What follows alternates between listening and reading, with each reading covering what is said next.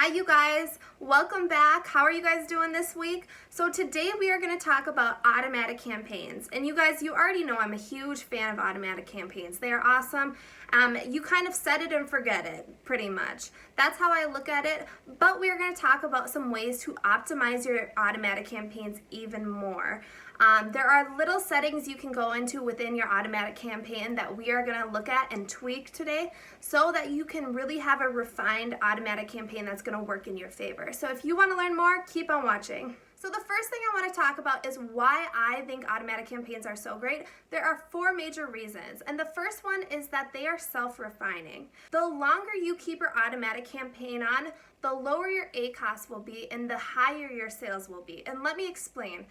Amazon wants to put your listing where it is going to sell, especially if it's an automatic campaign. At the end of the day, Amazon's only goal is to get sales and to really get your product in front of relevant eyes, because it doesn't make them any money if they're just putting your advertisement in front of people who aren't going to buy it. So with using automatic campaigns, you are pretty much hiring Amazon to do all the work for you. You set it and forget it, and they do all the work. They are figuring out, who is your best audience? When is the best time to put your listing out? What is the best placement for your listing? So these are all things that they're looking at. And number two is that your automatic campaign will start working instantly. With manual campaigns, Amazon doesn't necessarily trust your campaign. It usually takes like 4 to 6 weeks to really let Amazon know that, this is legit, I'm starting to get sales, because they want to put the sponsored ads who are generating sales and have a good sales history from that campaign. They want to put that in front of shoppers' eyes. But if you just bring a brand new campaign into the mix, it's going to take time for Amazon to trust you and to put you out in front of, their best audience. But with automatic campaigns, they are using the data from other sellers, similar products, and then they are matching you to what sells best. So it starts working instantly, and I think you should keep it on 24/7 forever, because it's only going to get cheaper. You're only going to drive more sales. And that brings me to my next part, is it's cheap. It is the most inexpensive campaign you can run, and it generates a lot of new leads on keywords. Which brings me to my next point, is that it is a massive data collector. And this is your cheapest way to grab data that is super relevant to your product. You can pull a bunch of keywords from your competitors' products and try and match them and put them in an automatic campaign. But if you are collecting real data based on your product and based on your target audience, there is no better way to collect data on your product other than collecting it on your product. So there we go, that's it. So now that I've explained all the reasons why you should be using an automatic campaign, first there are 2 things that you need to do to make this all work. So first, you need to optimize your listing, and I would recommend using Cerebro by Helium 10. That's how I do it. I would just pull hyper-relevant competitors that are in your same market and take their ASINs, grab all their ASINs and put them into Cerebro, and you will generate a list of the keywords that they are indexed and ranked on for. So I would find all of the higher search volume keywords, because the higher the search volume, the more eyeballs that will be on your product when it is under automatic campaign. I would start out making your listing like this, and then after you grab more data based directly on your listing, you will have to re-optimize your listing and put in keywords that are really relevant to your listing. So keywords that you want to rank on specifically, you'll want to put those in your listing at a later time, but right now we don't have any data, so let's just use the highest search volume keywords.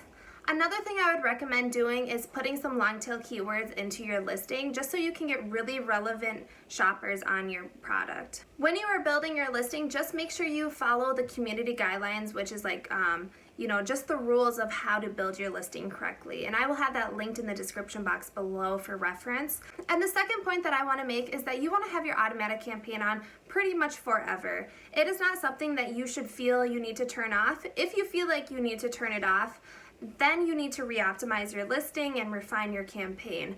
But it should generally be a really low cost campaign for you to run, because it self-refines, it's putting it in front of the correct audience, and you kind of just set it and forget it, and you collect data on it. So it's something that you want to keep on forever. All right, you guys, now that I've covered the basics, let's talk about how we can actually refine our campaign. Most people don't think that there's a lot you can do, but there actually are some strategic moves you can make by refining your campaign. So let's talk about it. So let's first talk about placement. Placement is something that you have control over within your automatic campaign. Placement just means where your ad appears, and Amazon will put it in 3 different places. One being top of page 1, which is where everyone thinks that it does the best, but that might not be true depending on your product. Number 2 is your competitors' listings. They might put it underneath the buy now sign on your competitor's listing. And number 3 is anywhere else on Amazon. So sometimes there's ads in the middle when you're scrolling down, right in the middle of page 1 or page 2. And then there's also some at the bottom, some on the sides. You know, there are different places where they put ads. And so this is something you can actually control within your automatic campaign. Okay, you guys, here's just a screenshot of the placement section that you will see. So you just go to your campaign manager, and then underneath your automatic campaign, click your automatic campaign, and then on the top tab it will say placements, and this is where you can see where your ad spending is being distributed. So if there is one area that is giving you a lot of sales at a lower ACoS, you want to maybe invest some more money in bidding on that. So maybe increase it 10%. And then areas where you are spending a lot of money but not seeing a lot in sales return, I would lower that to, back to 0. So it gives Amazon an incentive to put your sponsored ad in places where it's going to generate more sales. Okay, the second way you can refine your campaign is targeting groups. Targeting groups are just like targeting keywords, broad, exact, phrase. That's targeting keywords, but we can also do targeting groups now, which is a new feature that Amazon recently added, I think a few months ago, but pretty recent. So there are 4 groups you can target: substitute, close match, loose match, and complements. Substitute just means a similar, exactly similar product to yours. They will show your ad to shoppers who viewed similar listings as yours. Close match just means that Amazon will show your ad to shoppers who searched a keyword that was a close match keyword. Okay, and loose match just means that Amazon will show your ad to shoppers who searched a keyword that was loosely related to your product.